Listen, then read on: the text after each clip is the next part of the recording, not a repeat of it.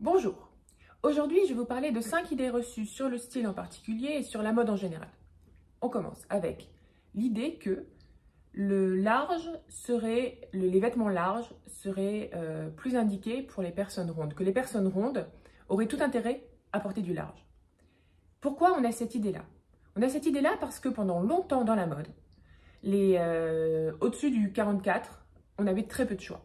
Et il y avait une énorme paresse par rapport à ce type de morphologie, ce fait que les vêtements qui étaient proposés étaient des vêtements où le patronage n'avait pas été très étudié et on faisait au plus simple, on faisait quelque chose d'ultra large. Ultra large qui veut dire sans découpe, sans forme, sans structure, d'accord? En se disant que la personne qui était grosse, eh bien, elle enfilait ça et elle était habillée. On ne pensait pas à l'allure de cette personne, on ne pensait pas à la mettre en valeur, d'accord? Et donc, quand on allait au-delà du 44 dans certains magasins, eh bien, on arrivait directement sur des vêtements larges. À force, on s'est dit qu'il n'y avait que ces vêtements qui pouvaient fonctionner sur une morphologie au-delà du 44. Or, c'est faux. C'est faux pourquoi?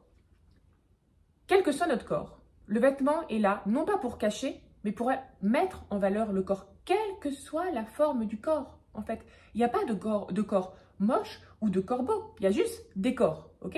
Et le vêtement, il n'a pas des préférences, le vêtement, il ne se dit pas, ah, moi, en tant que robe, je préfère être sur un 34 ou sur un 38. Non, le vêtement, il s'en fout. Le vêtement, il est fait pour flatter les corps. Un vêtement large, c'est-à-dire un vêtement qui va tomber sans prendre compte du corps qui est en dessous, eh bien, on va avoir un effet tente, un effet bloc, d'accord?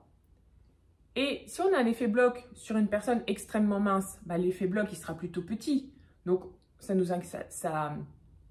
choquera pas vraiment. Or, si on a un effet bloc sur une personne qui est plus large, ça accentue le côté large, ça accentue le côté massif, d'accord? Donc, autant l'oversize, l'extra large, on peut le gérer sur une personne mince, autant sur une personne ronde, il faut éviter. Il faut aller vers, quand on est ronde, des vêtements qui sont ajustés. Ajusté ne veut pas dire moulant. Ajusté veut dire qui tombe sur le corps correctement avec, vous voyez, 1, 2, 3 cm, non, 2 cm entre la peau et le vêtement. Mais que le vêtement ne gomme pas les formes, qu'il épouse, qu'on voit la poitrine, qu'on voit la taille, qu'on voit les hanches, d'accord? Parce que c'est comme ça que une silhouette développe son identité. On n'a aucun intérêt à se cacher. De toute manière, entre se mettre une robe ultra ample ou un t-shirt ultra ample qui fera que quand on nous verra, on verra juste notre tête et le reste, ça sera une absence de corps, et de mettre un top qui va être un peu droit, donc on va avoir le buste qui va être dessiné avec une jupe pour le coup ample parce qu'on peut jouer avec les volumes et une ample, la jupe midi, après on voit les jambes qui sont automatiquement plus fines, plus étroites que la jupe, donc on aura un effet qui va élancer la silhouette, d'accord? Donc ça sera toujours plus flatteur, d'accord? Les gens, même si on pense, comment dire, on s'habille pas pour les autres, mais quand on est complexé, c'est quand même souvent par rapport aux autres, ils nous trouveront toujours beaucoup plus belles, beaucoup plus élégantes, avec des vêtements qui ne nous cachent pas, plutôt qu'avec des vêtements qui nient notre corps. Après, je vous dis, je parle de vêtements ajustés, les vêtements ultra moulants qu'on a pu voir sur des filles plus size, sur certaines, dans le street style, aux abords des Fashion Week, qui misent pour le coup des fois sur des trucs ultra moulants, vraiment, vraiment ultra moulants. Ça, pour le coup, ça peut être, c'est pas forcément extrêmement flatteur, mais c'est pas parce que elles sont plus size. L'extrêmement moulant sur une fille ultra mince, c'est pas non plus très flatteur, parce que on n'a plus, comment dire, on veut pas que le vêtement, ça soit une seconde peau. On veut que le vêtement, il apporte un plus, qu'il apporte de la structure. On veut pas qu'il cache, on veut pas qu'il moule mode seconde peau, on veut qu'il existe et qu'il existe en jouant avec notre morphologie. Si c'est trop moulant, on joue plus avec la morphologie, on est en mode premier degré. Donc, pas d'extra large pour les personnes rondes, plutôt de l'ajuster. Donc, c'est vraiment une fausse idée de se dire, je suis ronde, je vais sur du large. Non, c'est pas vrai. En plus, aujourd'hui, on a quand même plein de marques, pas plein de marques, on a quelques marques, dont Make My Limonade de Lisa Gachet, qui propose pas mal de vêtements avec une gamme de tailles qui vont assez haut et qui sont pensés pas pour cacher, mais pour mettre en valeur. Donc, allez plutôt vers ça, plutôt que vers les vêtements qui cachent tout, en fait. Donc, voilà pour cette idée reçue. Ensuite, deuxième idée reçue, le noir, c'est chic, ça va avec tout. Je peux en porter tout le temps, dans n'importe quelle occasion, je serai toujours parfaite. Alors, il y a un peu de vrai. Il y a un peu de vrai parce que le noir, c'est intemporel, donc ça ne peut pas se démoder, donc on passe à travers les tendances. Donc si on est en noir, c'est moins risqué que de tenter une couleur qui est ultra tendance, en fait qui était ultra tendance il y a 2 saisons et on va avoir l'impression d'être démodé, d'accord? On évite cet écueil-là. On a cette idée aussi que le noir, c'est amincissant. Alors, ouais. Et ça, je sais même pas si c'est vraiment vrai, en fait. Parce qu'un vêtement mal coupé en noir ne va pas forcément amincir. Un vêtement bien coupé avec en plus du noir, pourquoi pas? Mais le noir en tant que tel, ouais, j'ai quand même des doutes. Oui, on ne va pas avoir cet effet, par exemple, si on a du rouge qui va être très impactant et que ça va vraiment impacter sur la silhouette et on va vraiment voir le pull rouge. Et donc, on va peut-être avoir une impression de volume. Alors que si on a un pull noir, on aura moins l'impression de volume. Mais le noir, ça a tendance aussi à éteindre et à éteindre, ouais. Donc, il y a ce côté-là aussi, on n'a pas envie d'être vu, donc on se met en noir. Beaucoup de gens complexés s'habillent qu'en noir. Finalement, ça fait encore plus triste que... ça accentue le côté de ne pas vouloir être vu et ça accentue la morosité qui se dégage de la personne, vous voyez. C'est un peu dommage, bref. Donc, on a ce côté intemporel.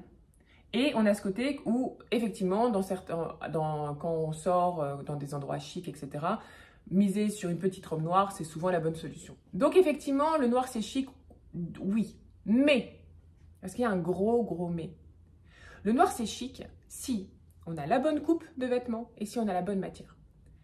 Si on a une coupe toute pourrie, c'est-à-dire mal taillée, si c'est une veste, l'emmanchure est mal faite, le col est trop petit, si c'est une chemise, elle est trop étriquée, la poche poitrine est trop petite et donc ça fait bizarre ou elle est trop grande. Le noir ne sauvera jamais une mauvaise coupe. Okay, si la coupe est mauvaise et qu'elle tombe pas bien, qu'elle ne flatte pas, le fait que ça soit noir, ça ne changera rien au business. Idem, si le noir n'est pas sur une jolie matière, ça va être pire que tout. Du noir sur du polyester, un mauvais polyester de basse qualité. On va juste avoir une couleur qui brille trop fort, tu vois. Et ça, on n'en veut pas. Un noir sur de la rayonne. La rayonne, si elle est au bout de quelques temps, elle se déforme. On a aussi une sorte de scintillement où on voit en fait que c'est cheap. Un coton de mauvaise qualité, le noir va se délaver. Et il n'y a rien de pire qu'un noir qui se délave. Donc ça devient sale, il perd tout le potentiel éclat. C'est bizarre de parler d'éclat pour du noir, mais il peut en avoir s'il est sur une belle matière ou et puis si le noir a assez de profondeur. D'accord ? Donc, le noir, c'est chic, oui, à condition d'être porté sur des très belles coupes. La petite robe noire, c'est chic si la petite robe noire, elle est bien coupée. Dans les conseils, les questions qu'on me pose sur Tendance de mode, des fois, on me montre une pièce, on me dit j'ai acheté cette petite robe noire, comment la porter pour dans un resto chic? Mais la petite robe noire, la personne a l'impression qu'elle est chic parce qu'elle est noire et qu'elle est courte. Mais la petite robe noire, elle est ultra moulante, elle est dans une matière vraiment pas très élégante. Elle a des détails ultra cheap, donc elle est pas élégante, elle est pas chic, la petite robe noire. Une petite robe noire, il faut qu'il y ait une coupe bien pensée, qui est éviter ces matières qui sont trop moulantes, trop scintillantes ou qui vont se déformer au fil du temps. Donc le noir, oui, mais sur des belles coupes et des belles matières. Pareil pour les chaussures. Récemment, j'étais à Lisbonne, dans un café, j'étais posée, j'avais un peu de temps, je regardais les gens. Et 80% des gens ont des chaussures noires. Et en fait, 80% du temps, franchement, sur tout ce que j'ai vu, non, 100% du temps, excusez-moi, sur ces 80% de personnes qui avaient des chaussures noires, eh bien, leur tenue aurait été vachement plus sympa avec des chaussures marron ou dans des nuances de marron. On pense toujours que les chaussures, il faut qu'elles soient noires. Mais pas forcément. Pour les escarpins, ça peut se comprendre. Parce que les tailleurs vont être gris, vont être noirs, bordeaux, tout ça. Et puis si on porte des collants noirs, ça peut se comprendre. Mais pour tout ce qui est chaussures de ville, autres qu'escarpins, eh bien, le marron va aller avec beaucoup plus de couleurs. il va aller super bien avec le bleu marine, il va aller bien avec une autre nuance de marron, il va aller bien avec le vert, avec toutes les nuances de vert, vous voyez. Il va aller bien avec le bordeaux et on aura beaucoup plus d'harmonie de couleurs potentielles avec des chaussures marron, des bottes marron qu'avec des bottes noires. Le noir, quand même, ça ne va quasiment qu'avec du gris, du noir et du blanc. Le reste, après, on a des clashs de couleurs qui peuvent être relativement violents et qui cassent l'harmonie de la silhouette. Donc franchement, pensez plus chaussures marron que chaussures noires.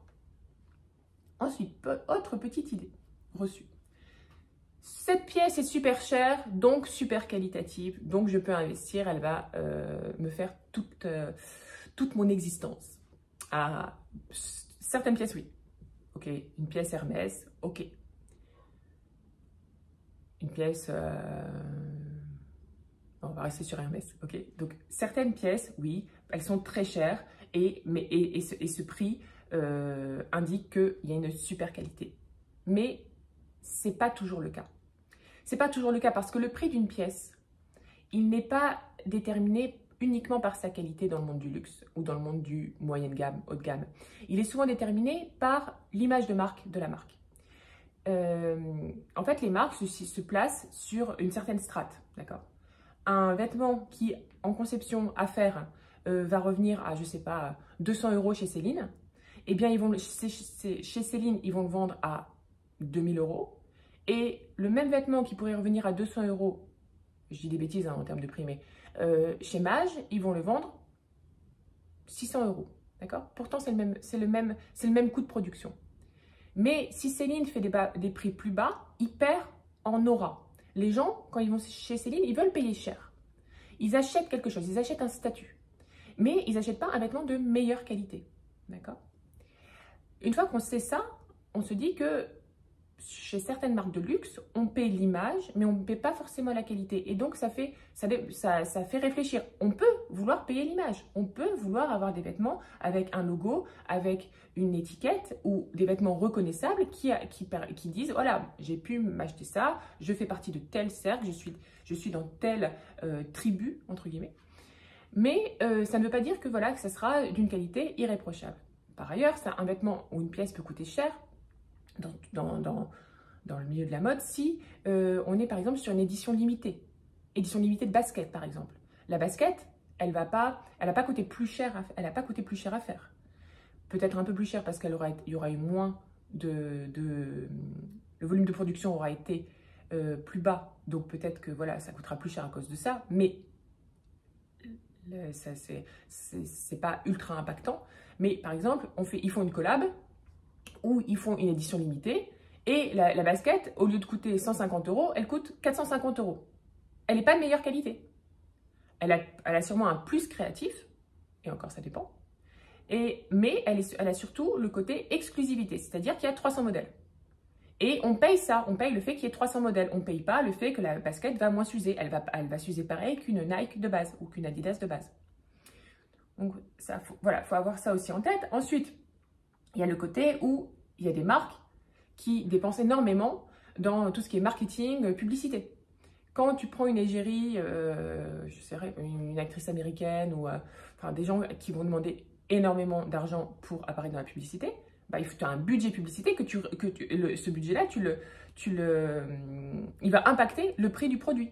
Donc, quand tu payes très cher tel sac, eh bien, tu vas payer très cher le fait que telle actrice a accepté ou de poser pour telle marque. Et donc on n'est pas encore sur la qualité du produit, on est sur l'image. Une fois qu'on sait ça, on comprend que ça ne sert pas à grand-chose d'aller se ruer, si on peut, même si on a l'argent, chez les marques très haut de gamme, si on désire juste des vêtements de super qualité. Ça ne sert à rien d'économiser en se disant le jour où je pourrais me payer un pull Céline, ce pull me fera toute ma vie, ou si je pourrais me payer un jean Céline. En fait, la plupart du temps, si on a un peu de courage et un peu de patience et qu'on regarde un peu partout, on finira par trouver un vêtement de qualité au moins équivalente pour beaucoup moins cher. Pour trouver un vêtement de qualité, allez dans les marques haut de gamme, très haut de gamme, qui sont réputées pour faire des vêtements au top. Chez Lemaire, par exemple, Christophe Lemaire, chez Hermès. Et allez toucher les vêtements, allez regarder les matières, les compositions, les finitions, d'accord? quand vous avez tout ça en tête, que vous comprenez comment, qu'est-ce qu'un vêtement de qualité, et bien après vous avez une sorte de lexique qui est clair, et qu'après vous pouvez, quand vous allez regarder des vêtements dans d'autres enseignes, dans des enseignes plus accessibles, ou même quand vous allez dans des fripes, ou quand vous allez sur des marchés aux puces, etc., vous allez repérer, ah voilà, telle finition, ça c'est une finition hyper importante, hyper bien faite, hyper rare, elle se fait plus maintenant, bam, ou elle se fait que chez Hermès, je perçois que ça a de la valeur. Ou cette telle composition, je l'ai repérée chez Christophe Lemaire, là je la vois jamais, et là je la vois beaucoup moins chère, je prends. Vous voyez, éduquez votre œil, votre toucher, en allant voilà, chez ceux qui font vraiment des beaux vêtements, pour comprendre les points forts de ces vêtements. Et après, je vous promets que vous pourrez trouver ce même type de points forts chez d'autres marques. Même parfois, de temps en temps, ça peut se trouver dans la fast fashion. C'est pour ça que les gens de la mode, qui ont un peu ça en tête, et ben des fois, ils s'achètent une pure pièce Zara que personne n'avait remarqué, mais en fait, cette pièce Zara, elle est super bien coupée. Elle a la parfaite emmanchure. Elle était passée comme ça, quelqu'un qui s'y connaît pas l'aurait pas remarqué, et eux, ils le voient. Et ils s'achètent le caban ou le je sais pas quoi. Et le caban, il va durer aussi bien qu'une pièce Céline. J'arrête pas de parler de Céline, je pourrais parler de quelqu'un d'autre. D'accord? C'est formez-vous votre œil à la qualité. Qualité ne veut pas dire produit extrêmement cher. Vraiment. Pas tout le temps, en tout cas.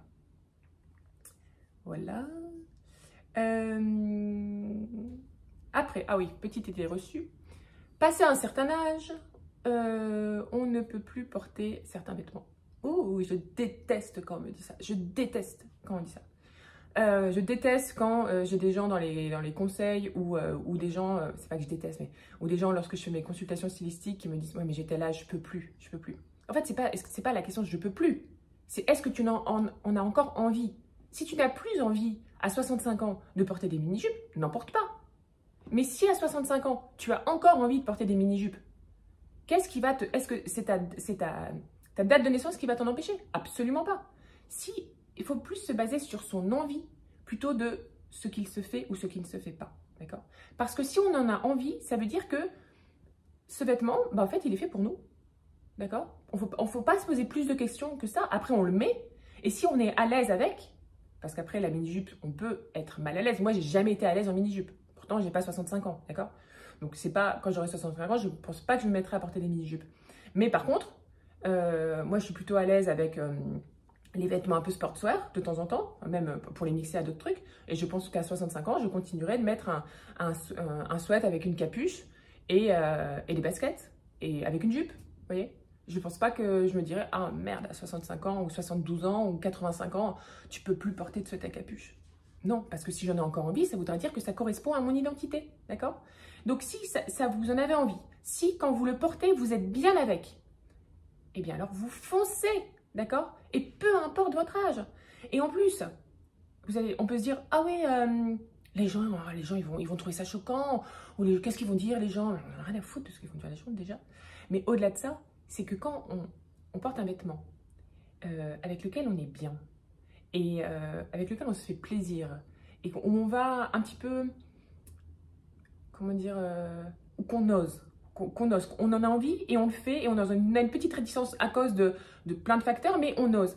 Mais on dégage quelque chose d'assez fou, de ultra lumineux, qui fait que les gens, ils voient pas le fait que tu portes une mini-jupe, ils voient juste une femme super bien dans ses baskets, qui avance, belle, quel que soit son physique. Parce que la beauté, ça n'a rien à voir avec le physique au final, hein. Ça a juste à voir avec ce qu'on dégage et l'allure qu'on a. Et l'allure, pareil, ça n'a rien à voir avec le fait que vous ayez un vêtement Hermès ou un vêtement H&M, ça va être la manière dont vous dégagez le cou, on marche avec les épaules bien en arrière, parce qu'on est heureux d'être là, on ne s'excuse pas d'être là, tu vois. Et verront ça les gens, ces gens qui nous empêchent, toujours, ces gens fictifs, hein, parce que les gens finalement ils ont un peu rien à faire quand même de la manière dont on s'habille, mais ils sont quand même toujours là dans notre tête en disant qu'est-ce qu'ils vont dire, qu'est-ce qu'on va penser de moi. Et ben si ils ont un avis, quand ils vous verront avec un vêtement où potentiellement vous allez vous dire, vous vouliez vous dire je ne vais pas le porter parce que c'est plus de mon âge, et si vous l'aimez ce vêtement, et si vous êtes bien dans votre corps, et si vous êtes bien dans ce vêtement, les gens, s'ils ont un avis, ça sera waouh, juste ça, waouh. Donc franchement, l'âge, ça n'a rien à voir avec les vêtements, ça n'a rien à voir. Le cours c'est vulgaire. naturel et qui pense ça, que le court, c'est vulgaire. Alors, ça peut être très vulgaire, il n'y a aucun problème. C'est comme le noir, en fait. Tout dépend, le noir, c'est pas une question d'être vulgaire, mais tout dépend de comment c'est porté. Le noir, le court, si on a une jupe courte, moulante, et qu'on la porte avec des talons de 12 et des barésilles, on a un certain pourcentage de chances que ça fasse vulgaire. Après, ça peut être un choix, on assume, et après, voilà, on fait ce qu'on veut. Mais, voilà, si on n'a pas envie de faire vulgaire, là, on a pas mal de risques de faire vulgaire. Par contre, si on porte du court, avec du plat, des baskets, des derbies, des mocassins, du plat avec un peu de semelle, d'accord? Pas du plat trop plat comme des ballerines. Là, déjà, on abaisse le risque de vulgarité. Ensuite, si on va vers une jupe ou une robe qui est évasée, donc patineuse, juste patineuse, jupe trapèze, et qui ne moule pas la jambe, là, on s'écarte de plus en plus de la vulgarité. Après, si on va sur une robe qui est une robe pull un peu ample, moelleuse, donc un côté douillet, mais court, vraiment court, porté avec du plat, alors là, on s'éloigne encore plus de la vulgarité, on est dans le douillet, dans le confortable, avec une pointe de sensualité, d'espièglerie, d'accord? En fait, le court peut être vulgaire quand on est en mode premier degré, c'est-à-dire en mode moulant, très court, avec des talons très hauts, d'accord? Tout est une question de subtilité.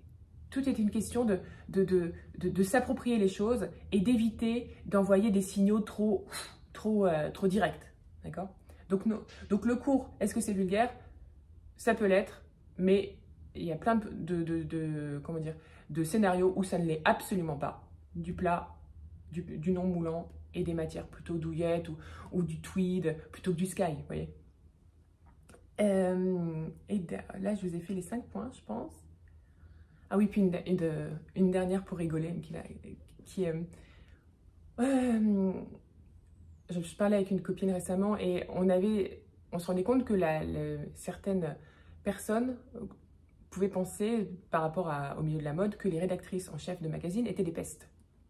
Pourquoi? Parce qu'on a cette idée du diable s'habille en Prada, d'Anna Wintour qui a un côté qui fait assez froide. Et donc, on a un côté caricatural par rapport à ça. Et moi, je me rappelle que quand je bossais un peu chez Grazia, j'avais des copines qui n'étaient pas du tout dans la mode et qui me disaient, voilà, cette ambiance de femme, un peu, voilà, avec le côté hiérarchie, potentiellement tyrannique au-dessus de toi, ça doit être affreux, blablabla. Alors ça, c'est une idée reçue. C'est une idée reçue parce que ce n'est pas une généralité. Il y a autant de rédactrices en chef que de personnes différentes. Et c'est pas parce qu'une rédactrice en chef va être caractérielle que l'autre le sera, qu'une autre le sera. Moi, j'ai bossé dans la presse féminine que chez Grazia. Et à cette époque-là, la rédactrice en chef, c'était Adrienne Ribes, qui était un amour. Et quand je dis un amour, c'était un amour. C'est quelqu'un d'extrêmement humain, qui, quand il y avait des modifs à faire sur certains papiers que j'écrivais, me l'indiquait de manière extrêmement courtoise, extrêmement bienveillante. Et c'était ma rédac chef.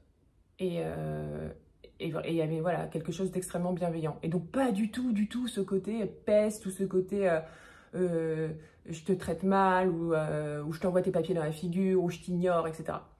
Donc voilà, ça c'est important. Enfin voilà, c'est pas le milieu de la mode, il n'est pas si caricatural que ça. Si on regarde, il y a certaines figures qui le sont caricaturales, mais c'est 2% du milieu de la mode. Le reste, c'est des êtres humains, hein, c'est des gens relativement normaux. Je dis relativement. Donc voilà.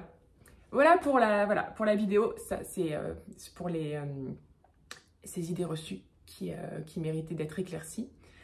Petit point, petite indication. Vous voyez tout ce que je vous ai dit. Si vous avez envie d'aller plus loin, si vous avez envie d'avoir des conseils plus personnalisés, eh bien n'hésitez pas à me contacter pour faire une consultation stylistique, c'est-à-dire me poser des questions en amont et sur tout ce que vous voulez, enfin lié à la mode. Hein. Et après, on prend un rendez-vous et je vous y réponds. Et après, je vous envoie tout un récapitulatif de ce qui se sera dégagé durant cette session. Donc, si vous avez envie de prendre un rendez-vous, il y aura un lien en dessous de la vidéo YouTube. Et si vous êtes sur Instagram, il suffit d'aller dans la bio. Il y a un lien. vous cliquez dessus et puis après vous suivez la marche à suivre. Voilà, voilà. Bon, bah, je vous embrasse, passez une super bonne fin de journée. Et voilà, ciao, ciao.